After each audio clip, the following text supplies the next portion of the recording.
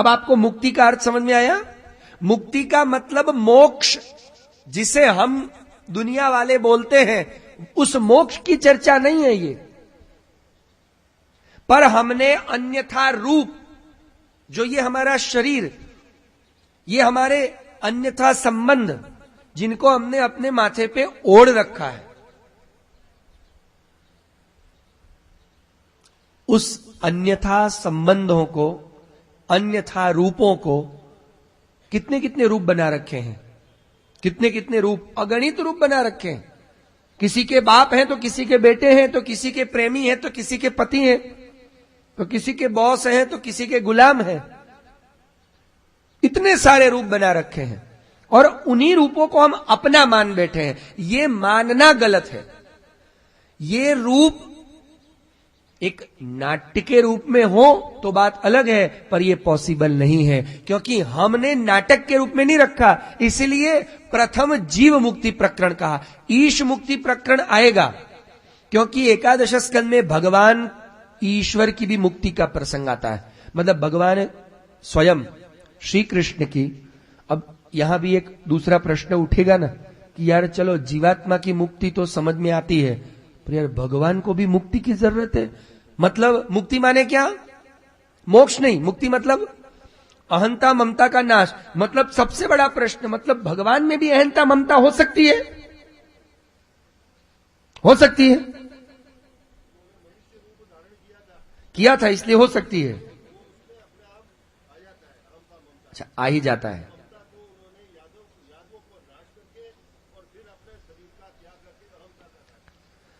मतलब भगवान में भी अहंता ममता हो सकती है।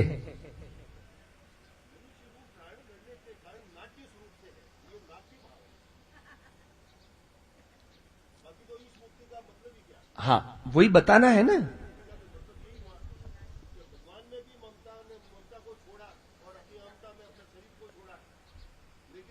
तो उन्होंने पकड़ा कब? मेरा प्रश्न ये है, भगवान ने छोड़ा वो तो हम एकादश स्कंद में आएंगे, पकड़ा कब?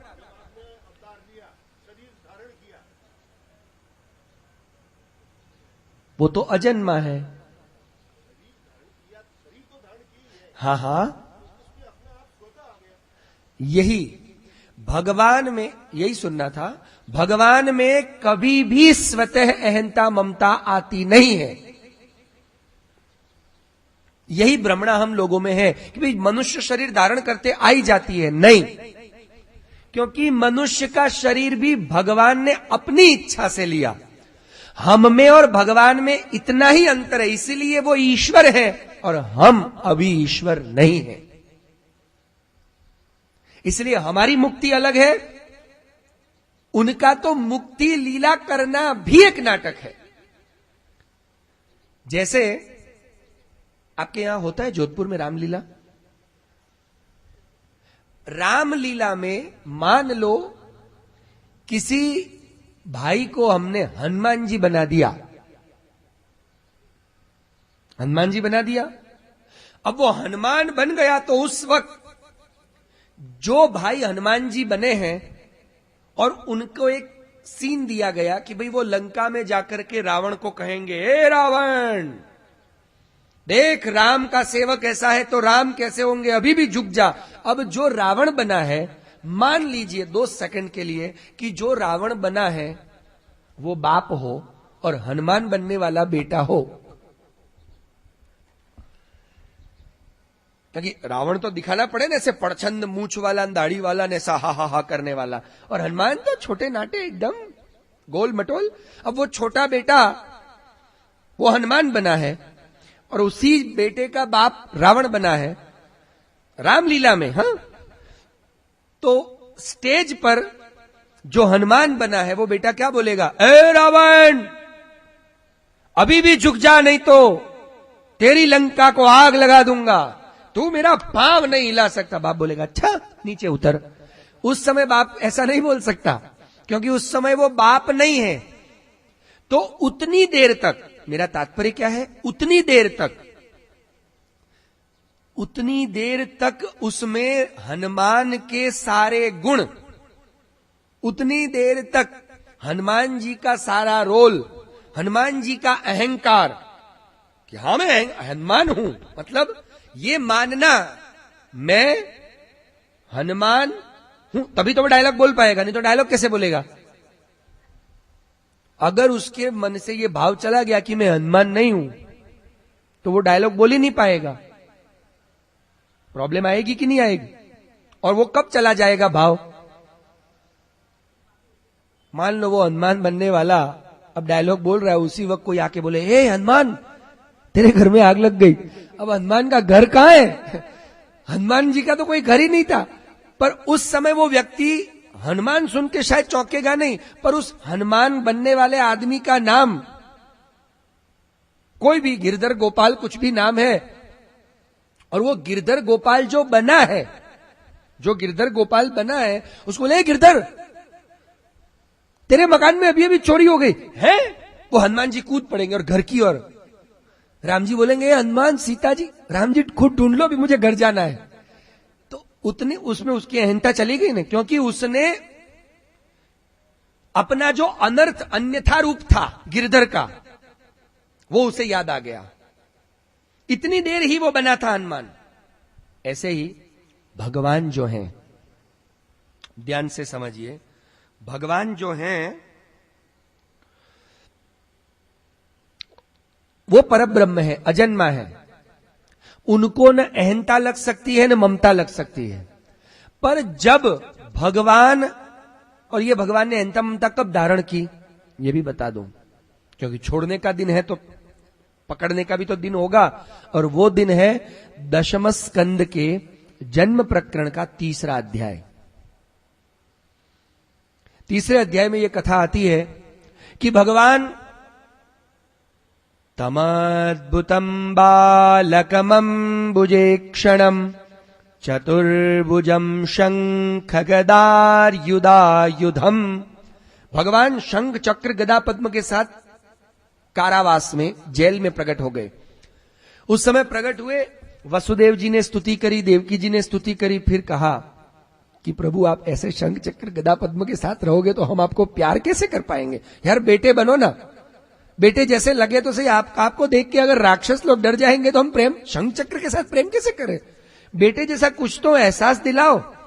यार तुम तो पीतांबर पहन के आए, मुकुट पहन के आए, बेटे तो लग नहीं रहे, भगवान लग रहे हो, इसलिए स्तुति करने का मन हो रहा है। तब भगवान ने कहा ठीक है, पित्रो संपश्यतो सद्यो, ये श्लोक जो है 3 अध्याय में, कि पित्रो संपश्यतो सद्यो बभूव प्राकृत शिशु। भगवान कैसे बन गए? प्राकृत शिशु। प्राकृत शिशु मतलब एक संसार का सामान्य बच्चा जैसा होता है। और वो कब बन गए? पित्रोहो संपश्यतो। पित्रो माने मां और बाप दोनों। संस्कृत में बाप को पिता कहते हैं, पर मां बाप दोनों को पितरौ। तो पित्रोहो संपश्यतो, मां और बाप दोनों के देखते देखते लो अब मैं इस अहंता और ममता का स्वीकार करता हूं। नहीं तो मैं आपको बाप कह नहीं पाऊंगा और ना ही आप मेरे बाप बन पाओगे। आशीर्वाद कब दोगे? अभी तो आपको मेरे चरण स्पर्श करने पड़ेंगे, मुझे आशीर्वाद देने पड़ेंगे। तो भगवान प्राकृत शिशु बने। तो प्राकृत शिशु बने मतलब सिर्फ छोटे बच्चे बने ऐसा नहीं। प्राकृत बच्चे में जितने जितने लक्षण होते हैं वो सारे अडॉप्ट किए। मतलब रोना, डरना, पांव पछाड़ना। अब समझ रहे हो? मैया भूख लगी है, वरना भाई उसको अगर भूख लग गई तो फिर दुनिया का क्या हो गया? उसको भूख लग सकती है। पर उन्होंने जब ये स्वीकार किया तो उस समय उन्होंने अहंता ममता का स्वीकार किया। और जब ये अहंता ममता का स्वीकार किया ना, तभी वो अहंता उनमें कब बोलती है? कंस को जब मारने आए भगवान, तो कंस की चोटी पकड़ ली। फिर भगवान कंस की चोटी पकड़ के बोलते हैं, मेरी मां का चोटला पकड़ा था तूने। मेरी मां? तुम्हारी मां कहां है? तुम अजन्मा हो तो तुम्हारी मां कौन हो सकती है यार?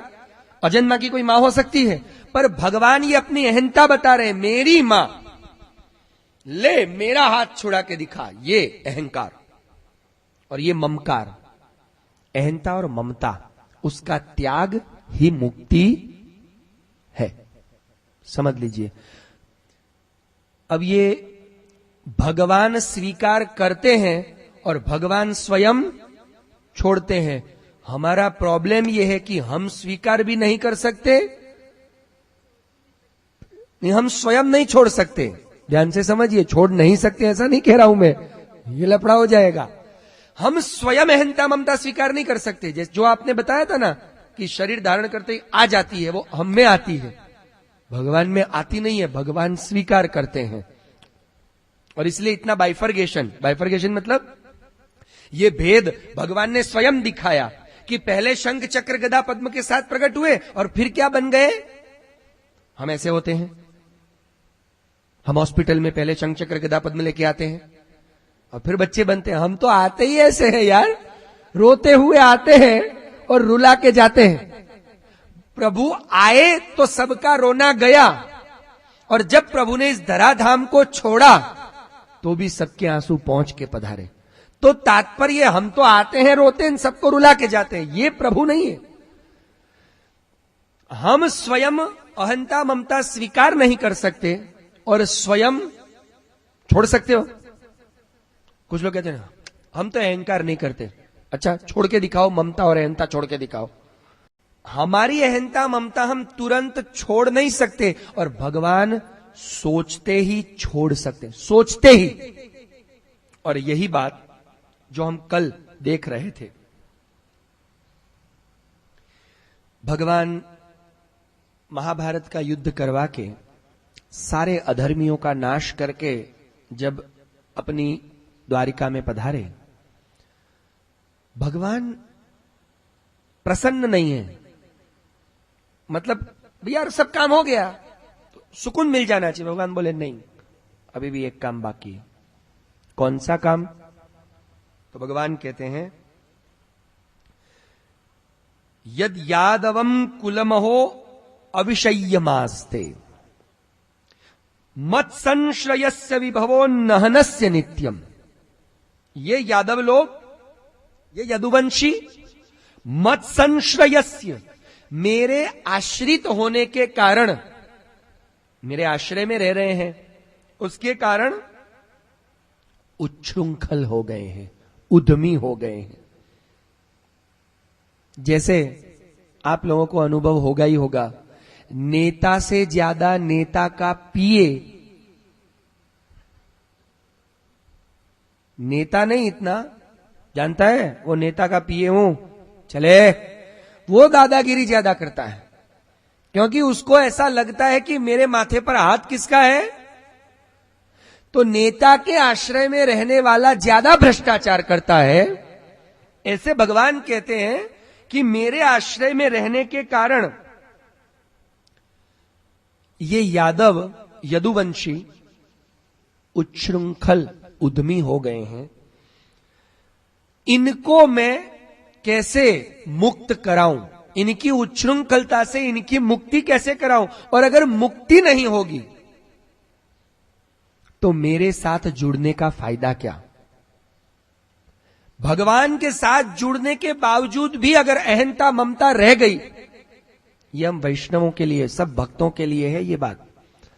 आप भक्ति भी करते हो और आप में अहंकार भी है, अब भक्ति भी करते हो और ममता बड़ी लगी हुई है संसार में अन्यथा रूपों में, तो काहे की भक्ति यार, तुम भक्ति क्या कर रहे हो, वो कैसी भक्ति। इसीलिए दयाराम भाई, शायद आपने नाम सुना हो, दयाराम भाई कहते हैं, सेवा करशे ने पाखंड धरशे ते पथरासू तरशे रे। सेवा करशे, करशे माने सेवा करेगा, और पाखंड धरशे मतलब पाखंड करेगा, सेवा भी करेगा और पाखंड भी करेगा। वो पत्थर जैसा क्या इस भवसागर को पार करेगा, कुछ नहीं पार करेगा। वो न सही में सेवा कर रहा है और ना ही वो इस भवसागर को पार करेगा, वो तो पाखंड ही कर रहा है, और पाखंड करने वाला पत्थरा कभी भवसागर पार नहीं करता। भगवान के साथ जुड़ने के बाद भी अगर अहंता ममता रह गई,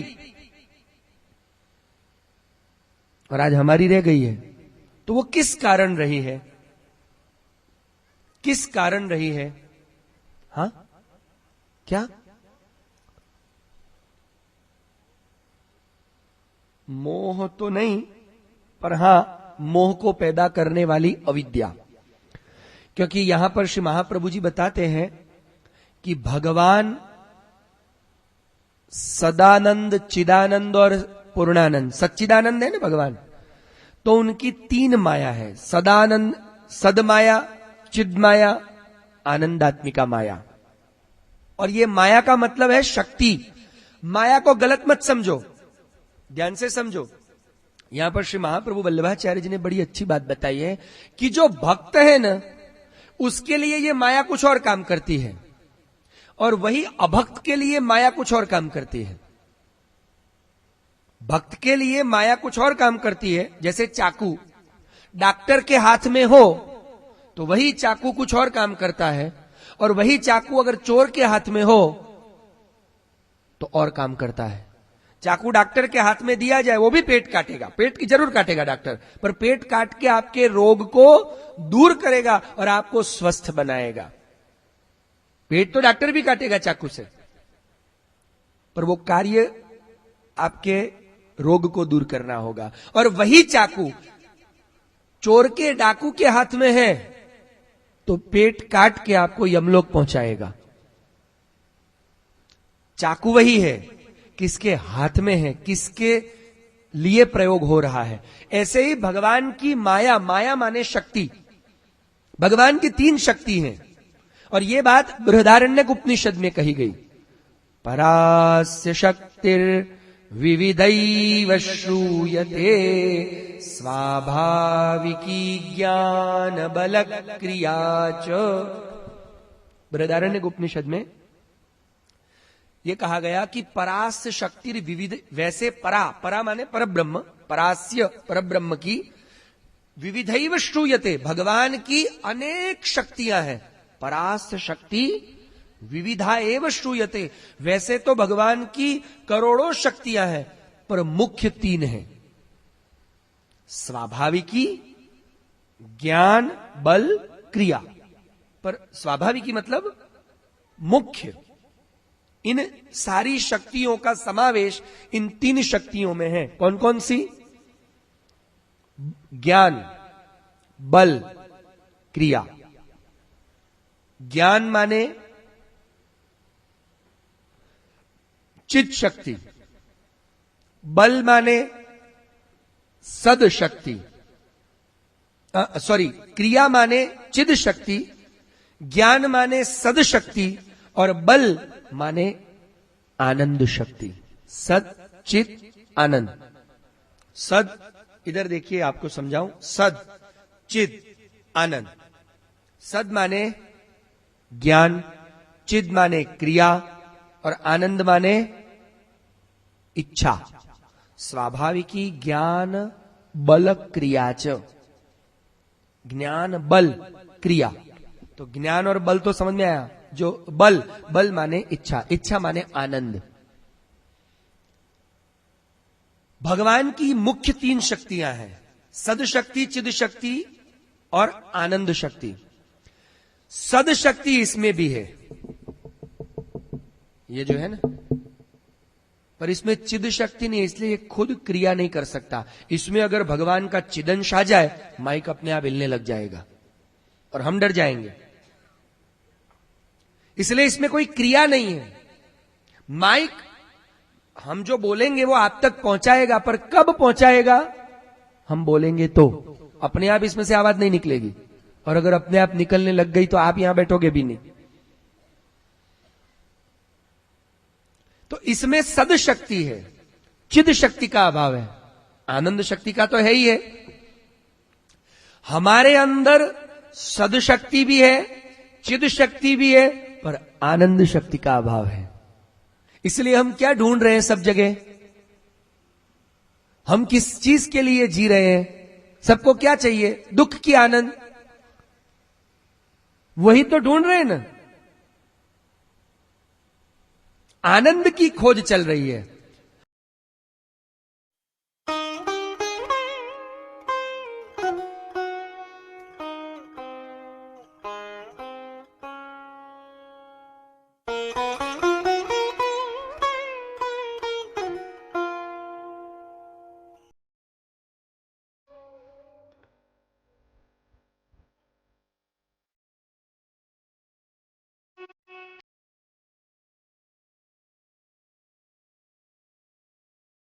है।